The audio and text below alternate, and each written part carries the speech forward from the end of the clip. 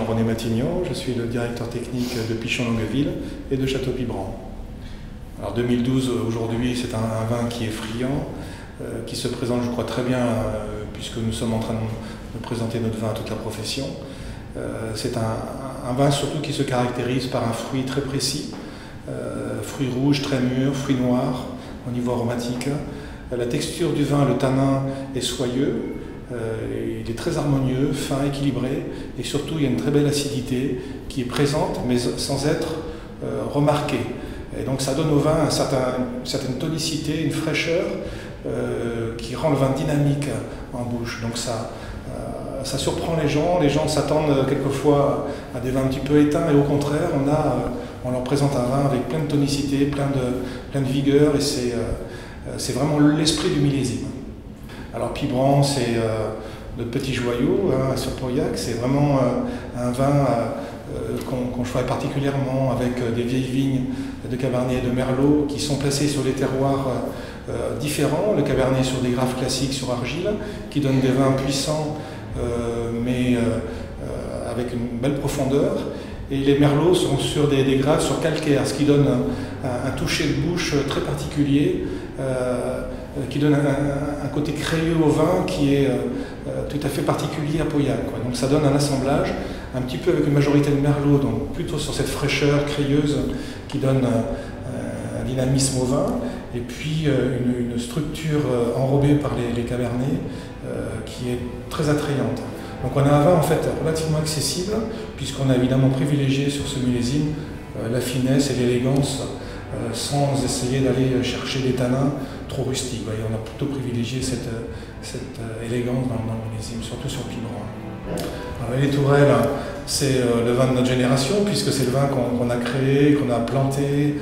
C'est le vin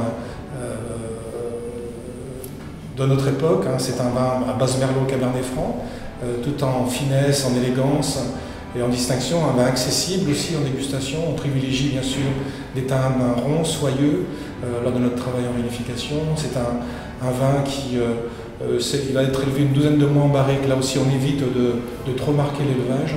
Donc encore une fois, c'est un vin qui devrait se présenter dans de très bonnes conditions au bout de 4-50 bouteilles.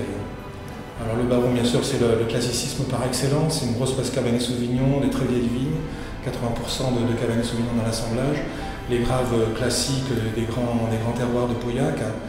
C'est vraiment un vin tout en profondeur, en puissance, mais une puissance distinguée, racée. Dans ce millésime, il y a en plus une certaine fraîcheur liée à la précision du fruit.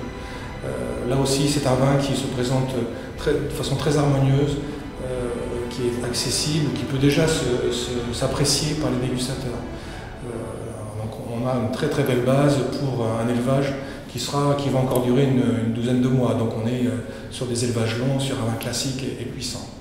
Alors ça me rappelle évidemment des millésimes où on a beaucoup travaillé, parce que 2012 est un vin forgé par le vigneron. C'est un vin on a dû beaucoup travailler à la vigne pour préparer la maturation.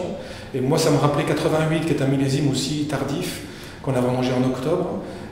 Donc il y avait cet esprit un peu dans le millésime, de ce côté travail viticole, cette essence du travail du vigneron. Je crois qu'en 2012, il y a une fraîcheur de fruit, un fruit plus éclatant qu'en 2008. Donc c'est un peu difficile de le comparer à des millésimes récents, mais ça serait, comme beaucoup disent, un certain assemblage entre différents millésimes, entre, je pense, la rondeur des 89 par exemple, ou des 2009, et puis la fraîcheur du fruit du 2008 et du 88, pour donner un peu une idée à nos consommateurs. Voilà, je pense que c'est dans les millésimes récents l'idée du millésime.